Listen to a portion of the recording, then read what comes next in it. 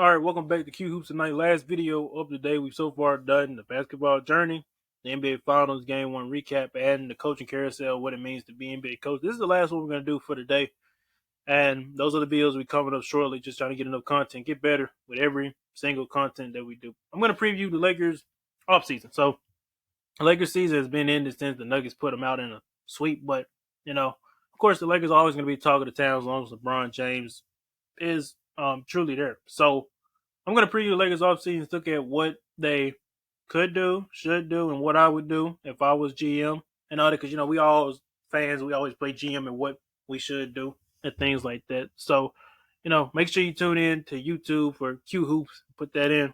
We'll have videos coming in from Instagram, TikTok, Shorts, and all that. YouTube Shorts and all that coming in. So, recapping the Lakers season. This has been a roller coaster. This is probably, as a fan, the most roller coaster season has been for me as a LeBron fan, because last season was a headache because you had Russell Westbrook, because I wasn't even a fan of that, and then the regular season happened and it was like, give it time, just wasn't getting better. He was still there, and then it's also, I'm like, maybe he's gone. Then the beginning of the season, he's there. It's just a roller coaster. So season began, Darvin Ham was named the head coach, and I was ecstatic about it because it was announced during the finals. We got the right guy. Then free agency, really nothing really major happened for us. But we got Patrick Beverly in the trade. We got Lonnie Walker, Troy Brown. Ended up getting William Gabriel, all those guys. But it was like, this is a decent team. It's not even, because this team couldn't shoot. Like the first game, you were just thinking, can this team really even shoot the basketball? Because there's no shoot on the team. This is all athletes and defensive guys. And then Andy Davis he got hurt. LeBron got hurt, and we were 2-10. It just felt like it was a worthless season. It got to the point where I was so frustrated as a fan. It was like, just trade LeBron and AD. Get LeBron back and go. Get him to Golden State. Get him to Miami. Get Andy Davis to Chicago. It's like, why are we doing this? If we're gonna be this bad, and we're gonna not even put an effort to get these guys some help, just let them go this summer. Then we end up having a little bit of a run where LeBron had his moments. Andy Davis had his spurt where that Wizards game had 50-some points, and it was looking like up. And then Russell finally got moved to the bench, and it was some hope. Then you had the game against Boston where we got, screwed out of Dallas. Yeah, you had, honestly, some moments. And then we get closer to when LeBron is about to break Kareem's record, the New York game. And then you get to the Thunder game. And and the thing about the Thunder game was like, he's going to break the record. Because I knew when he got to the Thunder, he was going to break the record. And then when he hit that shot, I was like, it's amazing. And then the whole talk was just more of Andy Davis' face. And then he was asked about it, and Andy Davis was like, I'm more pissed we're losing and we lost the game. I'm happy for LeBron. He knows that. And then that led people to being like, is he jealous? Is there friction? It was like, it's just these narratives just didn't need to be created. But it was disappointing because they were playing the Thunder.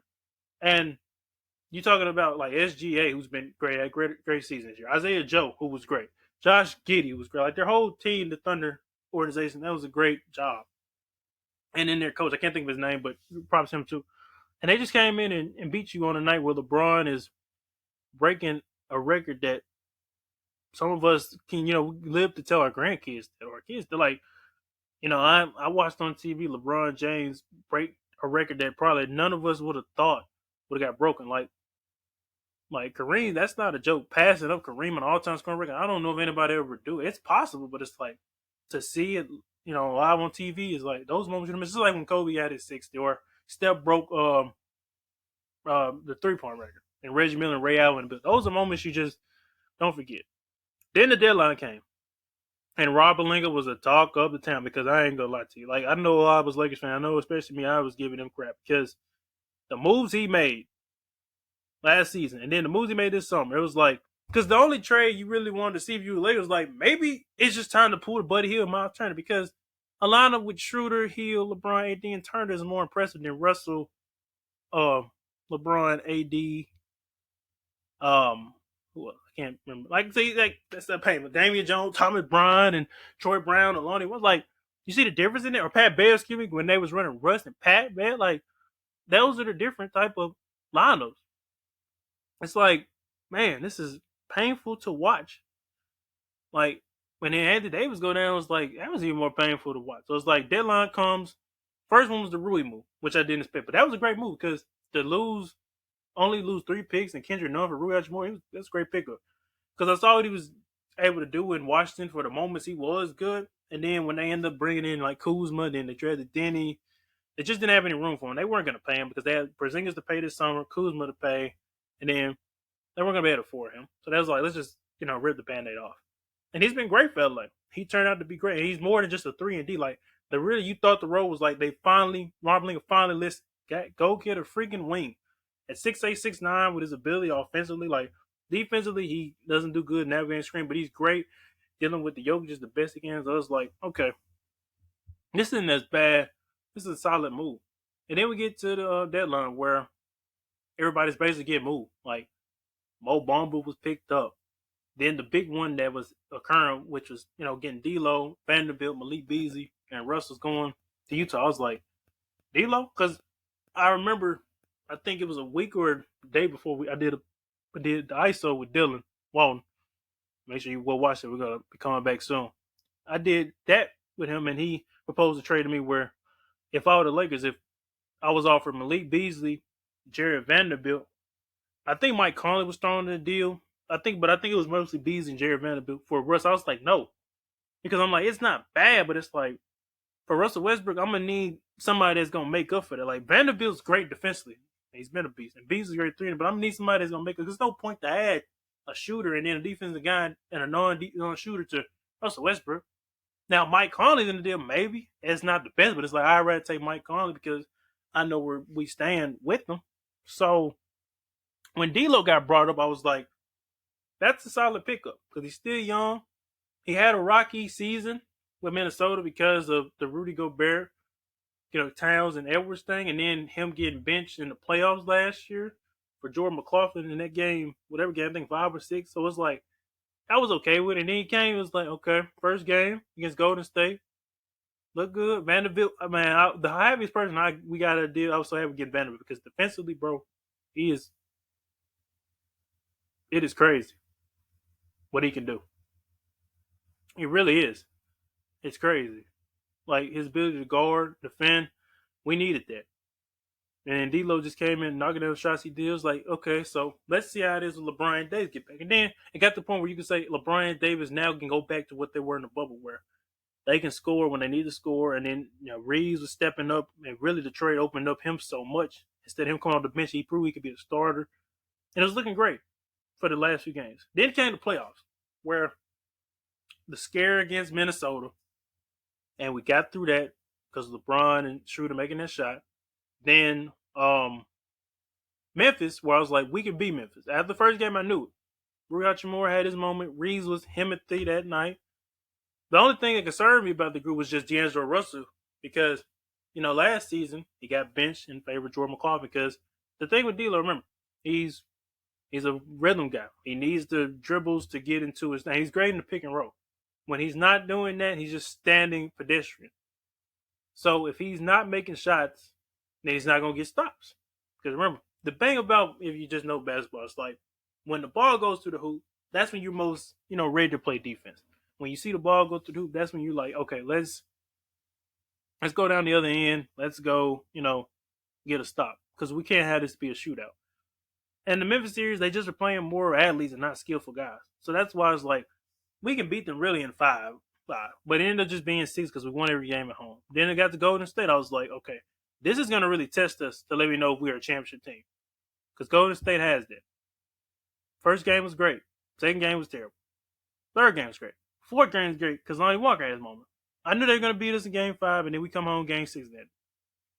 And then that first game in Denver was like, oh my goodness. Like, it kind of felt like the Miami game with the final. It was like, this is really going to be a series if the Lakers can figure it out. But it was like, beginning of the game just felt like whatever they did was nothing. And then we get to the fourth quarter where they made the run.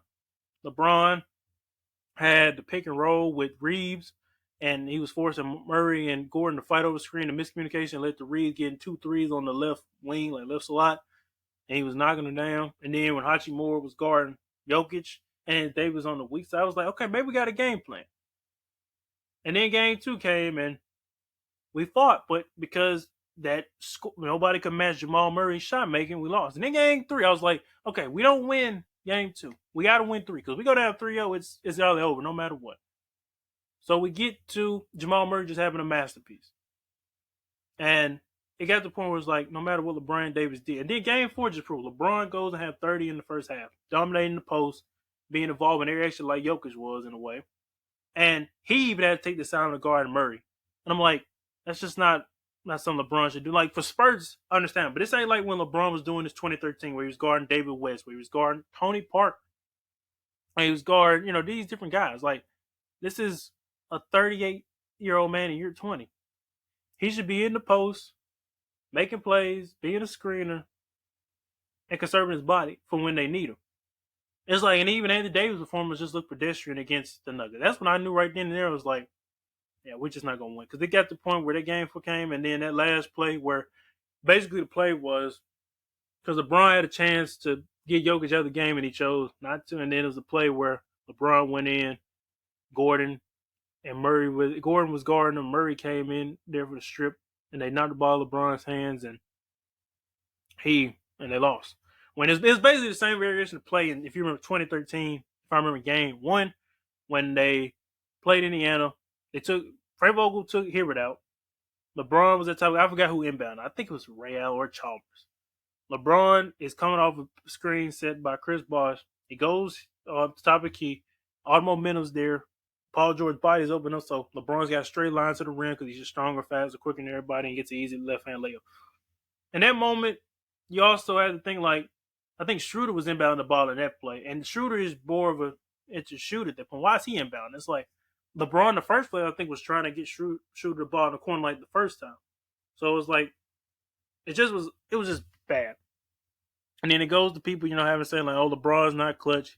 He's always he's not. And then when he takes the shot, it's like, oh, why you taking? It's like he can't win or lose. If he takes the shot, he's the villain. If he doesn't take the shot, he's still the villain. He's not as clutch as Kobe. He doesn't have Kobe. Well, of course, he's breaking Magic Johnson and Penny Hardaway more than he is those guys. He's gonna always make the right play than to make a hero play because you're gonna ridicule him anyway. And then we get to the press conference when it just felt like he was like considering retirement. I was like, my mind was like, you started to think like, man, is he really thinking about calling it? Was like, you think really LeBron fan, you're like, nah, it's like maybe it's just frustration. This is like the frustration built up from from Miami to San Antonio to the Golden State the first year when Kyrie went down and Love went down. So you're thinking like, nah, he's just frustrated because if you think about it, at the beginning of the season, if they would have had this team, maybe things are different. Maybe AD isn't hurt as much. Maybe LeBron can conserve his body. Because with this team, they would have been top 6. They didn't have to even be in the play-in. The play-in just worked in their favor because they got Memphis, then they got Golden State, and they just met their match in Denver, who was just a better, well-oiled machine with chemistry. Like this, they still were struggling in a lot of things. Transition defense was terrible. The half-court offense was decent, but they still were making a lot of mistakes. And it got to the point where every guy except for Rui Hachimura that they acquired in the deadline was unplayable. Mo Bamba just hadn't really played, so that's just like D'Lo played on the floor where Schroeder had to start. Malik Beasley, since really the Memphis series and barely Golden State, he just wasn't playable. And then Vanderbilt became unplayable just more because defensively he just couldn't get stops on Murray, and then offensively he was just gonna be, gonna be there like Aaron Gordon was. So it's like reality wise, it's just the moves you made were solid, but it's like it didn't pan out. So I think a lot of people were, advocating for Rob Pelinka to be executive of the year. And in retrospect, it was like, let's be honest. Let's be honest here. It's like you should. I wouldn't reward a guy who's supposed to be making these moves. Let's be honest. Like he made midseason moves and he did the best he could, but it's like had you made these moves earlier or maybe the season different. So it's like it's okay. But now you have this summer to make it work and make some changes if you need to. So we're at 14 minutes here. So now I'm going to talk about what if the Lakers run it back with this group, if they choose not to, and then it's just going to kind of end it off with what I do and all things like that. So the first thing, if we are a Laker fan, I think a lot of us can agree that everybody wants that man and that's in the blue and white and Kyrie Irving. That's the first thing. So I'm going to take the option if they don't. So Kyrie is a free agent this summer. He's pretty much the most coveted free agent right now, other than James Harden. So most likely everybody would expect the Lakers are going to pursue him. But there's complications in it. Like, remember when Kyrie first requested the trade? I mean, first, the whole LA thing started when the Brooklyn thing happened. He was willing to. They were talking about he was willing to take less than take the mid level to come there, and then the opt in. Then Durant axed out, and then we get to the season where I remember the day happened. I'm literally in my dorm room up in MTSU, in my dorm room, and then said breaking news. And I think I was in the bathroom at the time. And then said breaking news: Kyrie has requested to trade.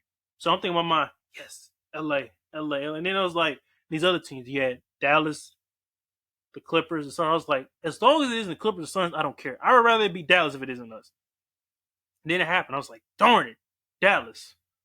Kyrie for Dinwiddie and Dorian Finney-Smith. I'm thinking like, Rob Blake, how did you screw this up? But then it was like, Joe Tsai was like, no, I'm not going to send him there where he want to go. I'm going to do the Lakers dirty.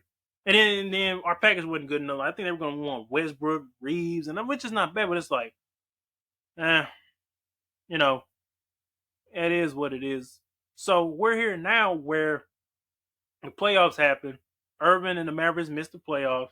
Kyrie's at the Grizzlies game, I think game 6. He's at the Golden State game.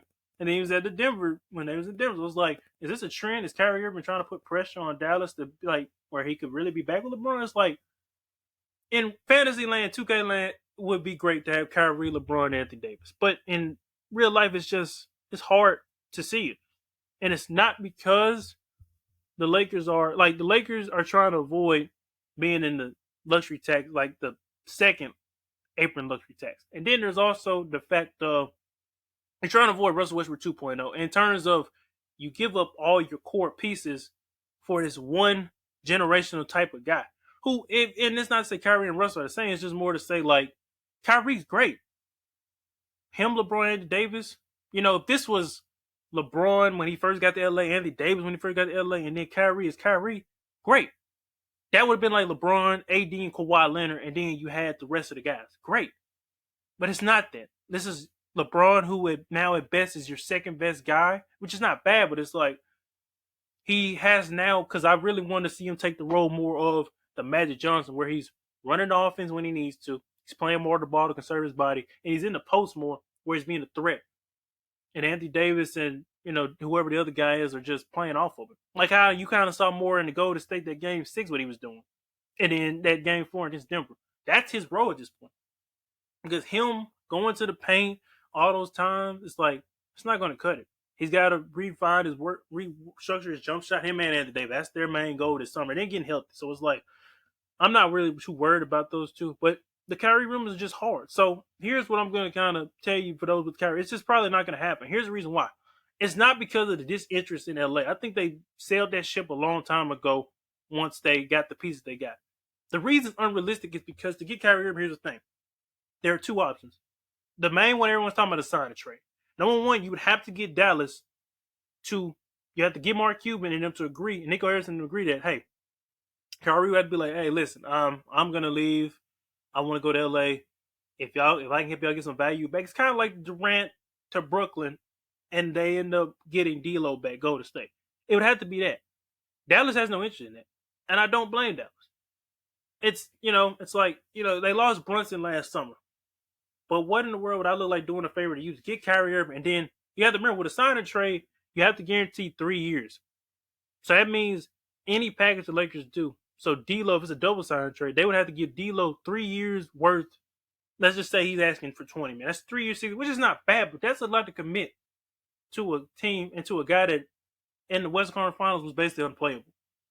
That doesn't make us better. That just makes us decent. They would probably rather if Kyrie's going to walk, they're just going to allow Kyrie to walk. Kyrie, and they know that there's not a team out there from a championship contention that makes sense for Kyrie. Because you have Houston, you have Indiana, you have Detroit, and San Antonio. Those are not championship teams. Those are all rebuilding teams.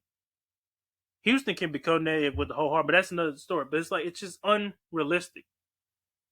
So then you say, okay, what if we just sign him? Well, here's the thing.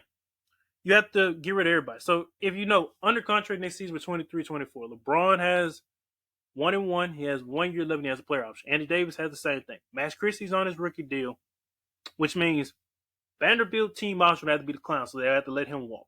Mo Bamba's $10.3 million team option would have to get declined, which has to let him walk. Which also means that D'Angelo Russell, cap hold, Reeves, Lonnie Walker, Dennis Schroeder, Ruachi Moore, everybody on the team, except for those guys I just named, those three I just named, would basically all have to walk. So that means you would have to start clean like you did when you got Russell Westbrook. It would basically be LeBron, AD, Taylor Horton, and Russell Westbrook again. But in the case you have Kyrie, because remember, Kyrie's max starts at 40-something. If the Lakers were to re-announce all the rights to everybody, that's $30 million. That's $16 million less. And that would have to mean Kyrie has to take $15-16 million less. And that's the one thing he was talking about in Brooklyn. He didn't want him. He wanted what he was owed and what he felt he was due for. His max. And that's a lot of money to leave on the table. That's not to say Kyrie value money, but at the end of the day, it's like if I am getting paid, I want to get paid what I feel is best. And, $1 million or $2 million is not that big of a deal. But 20, we're talking about 15 to 20 on the table.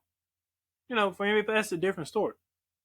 So you do that, you're left with Kyrie, AD, and LeBron, and Max Christie. You have to fill that out. And at that point, Kyrie's eating your salary cap a lot, where the only thing you have left to offer is the taxpayer mid-level says, which is like $14 million, and then the non-payer, which is like the $5 million. That's only 2 guys. And with those 4, that's 6. That means 9 of the guys are on minimums. And that means you're going to be stuck with probably bringing back like a Troy Brown, a Thompson, which is great, but it's like your depth is going to suffer. And that's the one thing you noticed at the beginning of the season. Your core was terrible because you didn't have shooting. You didn't have money to work with stuff. So do you want to go down that risk again of doing that when you just got this great team full of depth where it can serve LeBron Davis? I don't think so. I don't think the Lakers want to go down that path. It's easy to say, Kyrie, because Kyrie is the missing piece. If it was easy to say, if D'Lo and Kyrie both sign extensions, and then you just trade them on this certain day when the extension period is up where they can be traded, different story. If you could swap D'Lo for Kyrie, I think the Lakers would do that. And I'm sure they would look to find a way to do that.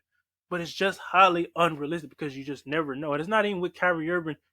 I'm not the type of person. I'm not talking about off the court. I'm talking about on the court. He's perfect next to that because we've seen him with LeBron, and he fits the main thing they needed against Jamal Murray Nuggets, and that shot making. Because even with Kyrie Irving on the team, you see the bigger difference. Do they win that series? It's debatable. They probably force, maybe a 7-game series or 6-game series, but it's like definitely you see the difference from him and D'Angelo Russell. So it's just highly unrealistic. You see that. And then you say, okay, if not Kyrie, then what, a Harden? Well, the same thing would have to happen. Harden is going to decline his option to get a first. So that basically kind of rules out a sign and trade. And even then, do you think Philly's going to settle on D'Angelo Russell? I think they would rather bank on Fred VanVleet.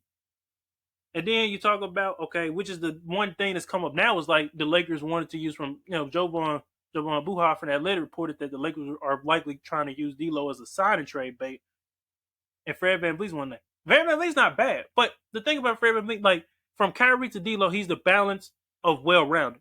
He can score, he can shoot, he can play on and off the ball, he can defend better than them both. But he's 6 foot. He's undersized. And that's one thing you lack against Denver. You lack size. And he's an inefficient scorer. He's not really the guy, the cat that's going to go out there and do like what Kyrie and Jamal Murray's going to do. He's going to score in his way. But, for the Clippers, that would be great. Because they have Kawhi and Paul George who are more scorers than the young dude. Like the Suns, Devin Booker, Durant, that's great.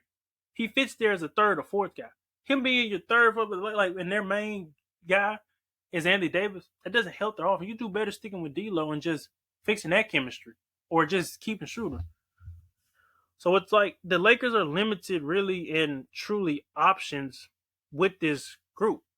And then you talk about more so I know people were talking about Brook Lopez. Brook Lopez is an option, but it's hard to see because if you start a test player mid-level 7, it's like $12 million. I think he's making like $13, $14 million. You have to hope that if he's willing to play with Darvin Ham, he's willing to take less money, that he's open to that. That would be great for the team, but you have to hope these things.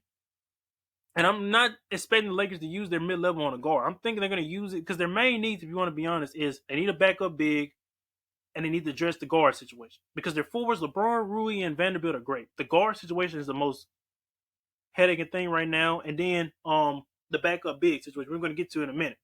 So, in terms of bringing everybody back, which is a likely scenario, Reeves and Hachimura are the main priorities. They're going to match every offer for them. I'm sure there's a cutoff limit for them, but I wouldn't expect them to be anywhere else unless certain changes happen. So now that leads to Vanderbilt. I would pick up his team option. I mean, why wouldn't you? Mo Bamba 10. The problem with the Lakers and team option is not even with Vanderbilt. It's more with Mo Bamba and Malik Beasley. Because Malik Beasley has a $16 million player option. And then Mo Bamba has 10. That's $26 million from two guys that really didn't do much. Malik Beasley just got outplayed. And Mo Bamba didn't even really showcase what he do because he got hurt. But Mo Bamba really wouldn't have been as much effective against Denver like Jokic. Like, he would have just provided another body. Like, it's kind of like the Shaq thing. Like, you have three centers on your team. Besides your star center, you have maybe like 2 or 3 other backups that just pick up 6 fouls.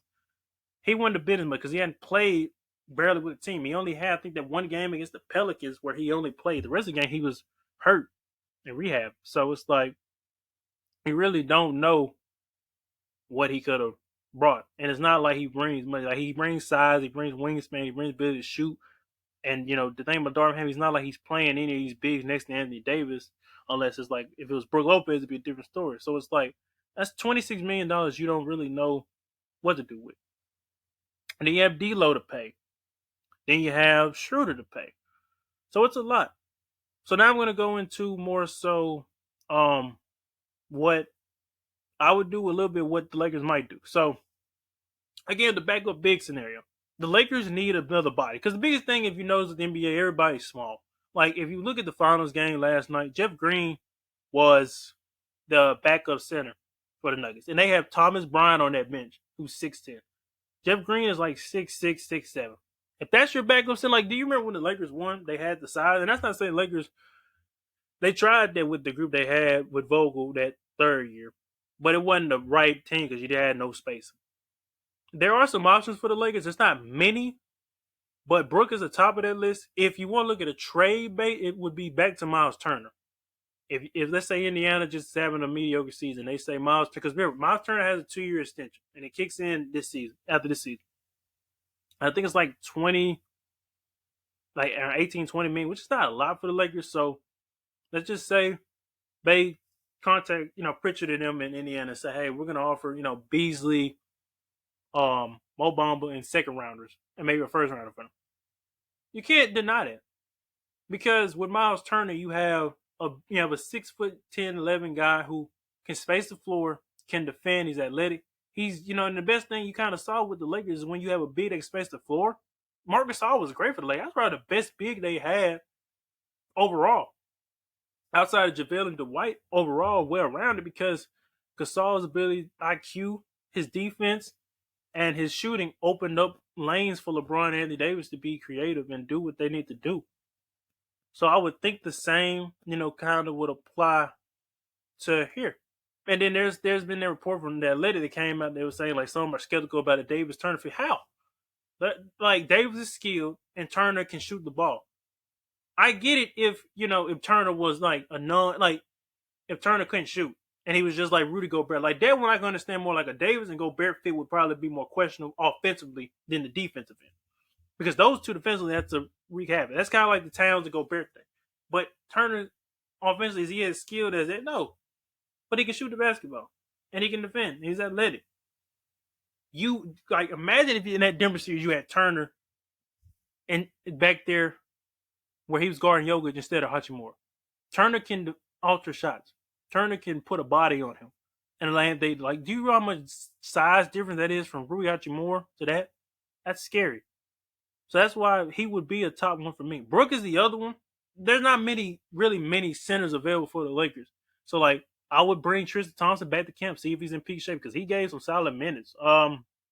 Because Mo Bamba and Wayne Gabriel are not going to, like, they're good for the regular season, but they're not going to really be holding up postseason. Like, so the best the Lakers can offer, like a Nas Reed, who is not bad, but I think they've been down that circle before. Remember with Montrezl Harrell, offensive skill center, because Reed brings shooting, but he's undersized. So it's like he's great offensively, and he does more than what Winion and Mo were able to do. But it's like defensively, still an issue.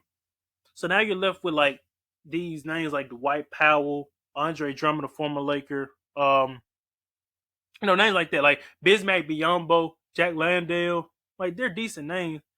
And there was some other names on that article as well. But it's like you gotta address that. You can't go in the next season where you just have Mo Bamba and you don't have another center because you're gonna get eaten a lot. LeBron can't be your backup center at this point. Like if you're playing like a team like Golden State where they didn't have a really legit center, okay. But you're playing a team like where the center's the main dominant guy like Jokic, you're gonna need LeBron's not gonna be able to hold up like that. He shouldn't have to. It shouldn't be his responsibility. So that's the main thing.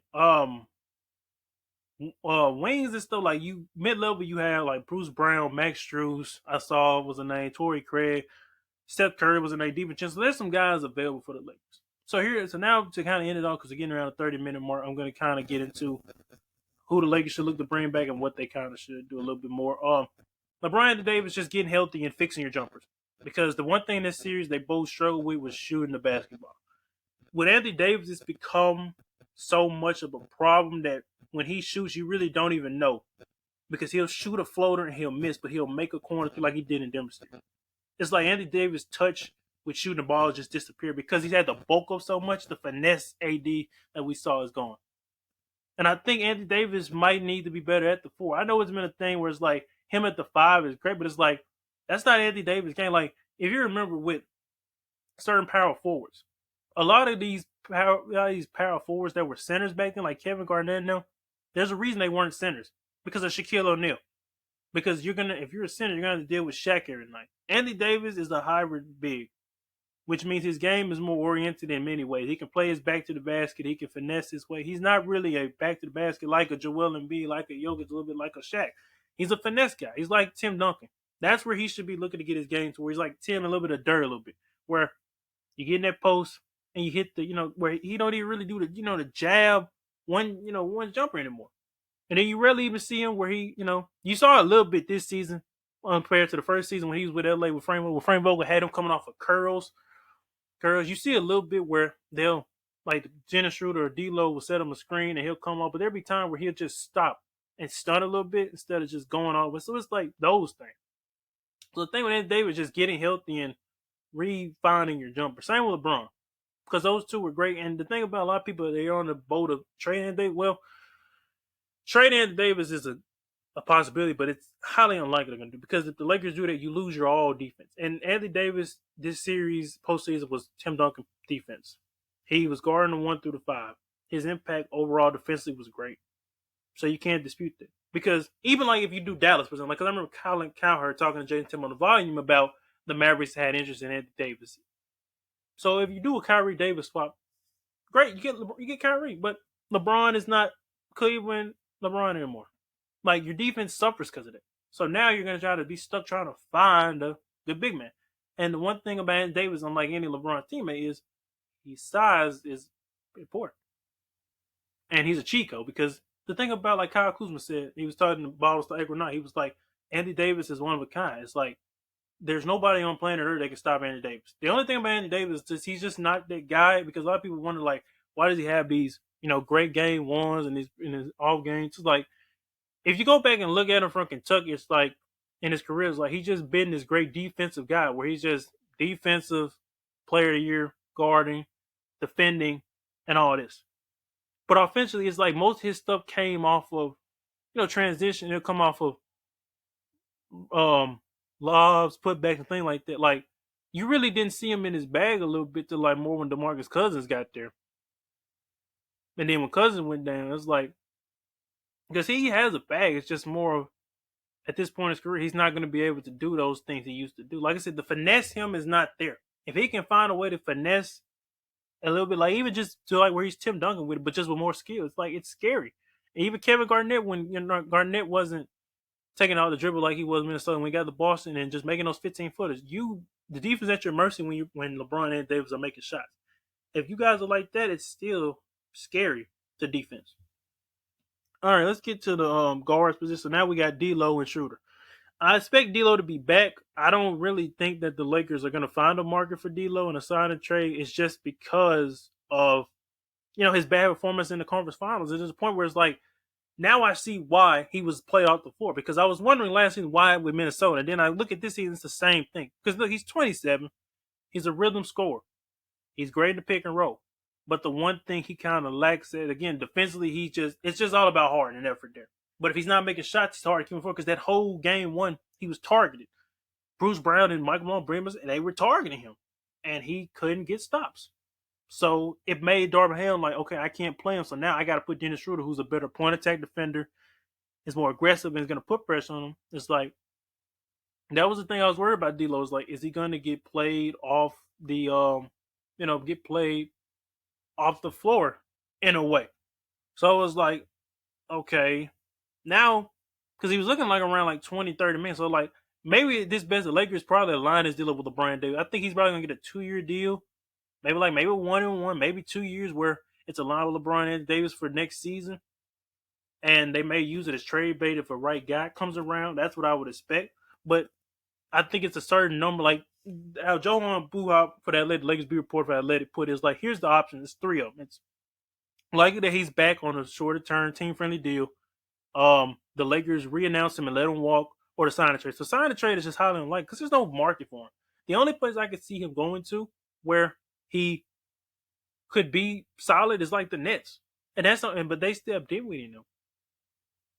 That's the only place I can't really see anywhere, because every other place has a point. It's like kind of how when the Ben Simmons trade was happening, when everybody's talking about him being a point. It's like, do you want him to take away, Dame's touches? Do you want him to take away Steph's, like that thing?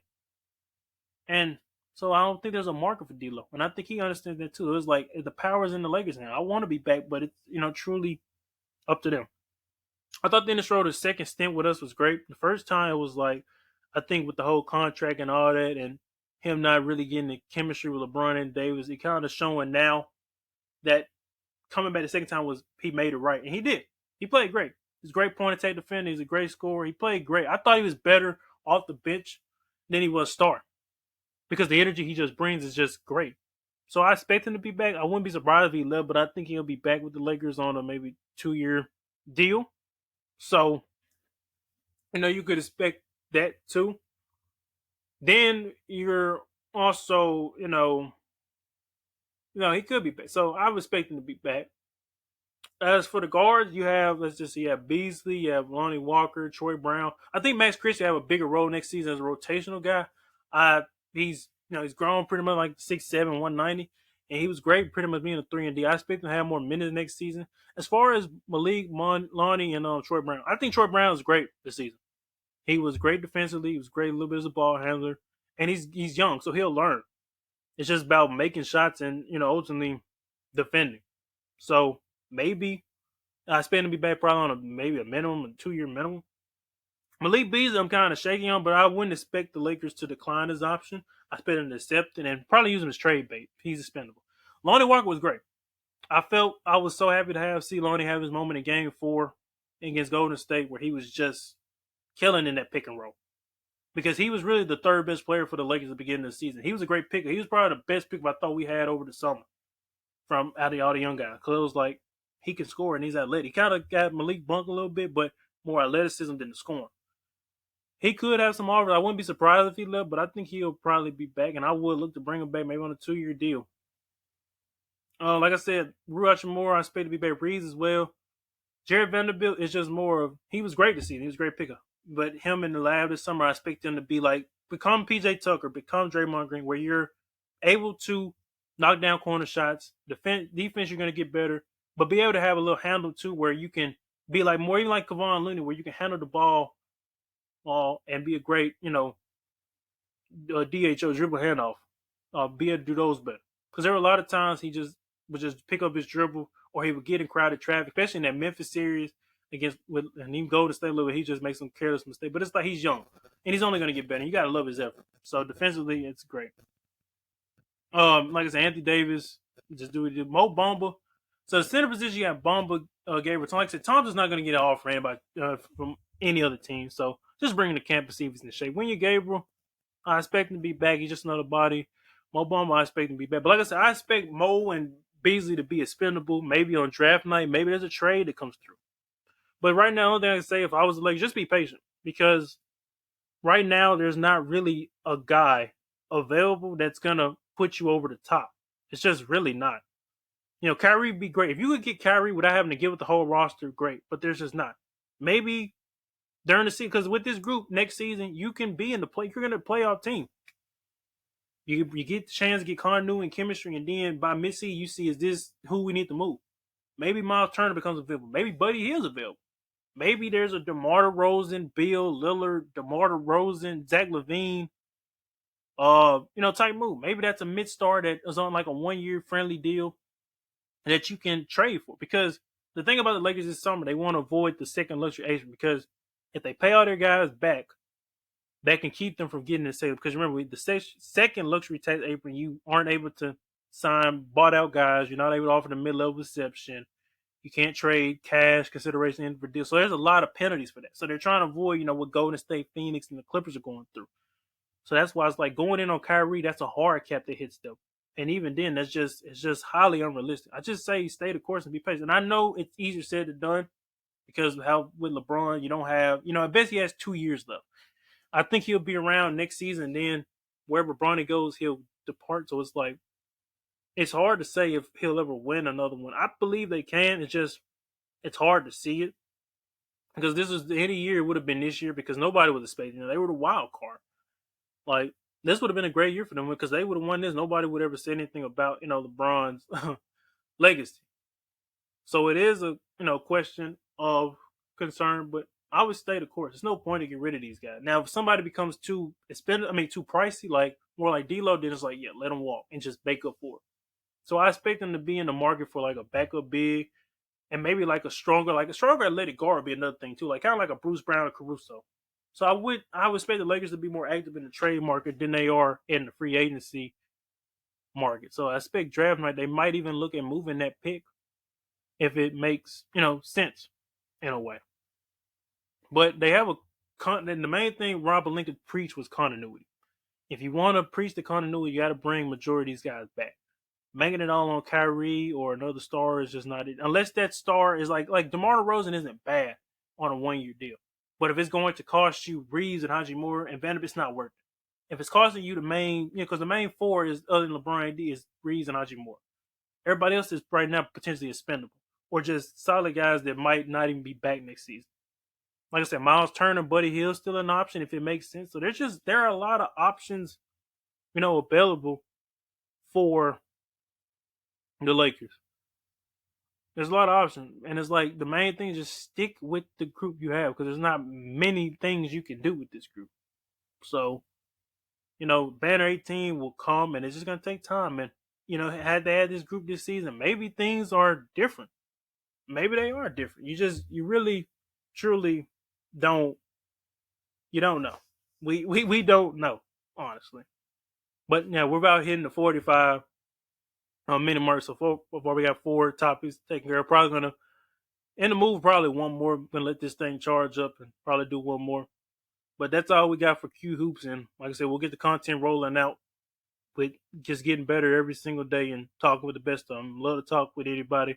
Lakers fans, Warriors fans, it just doesn't matter. Just talking hoops with everybody. So thanks for tuning in. Make sure you like, comment, subscribe to Q Hoops, and we out. See you.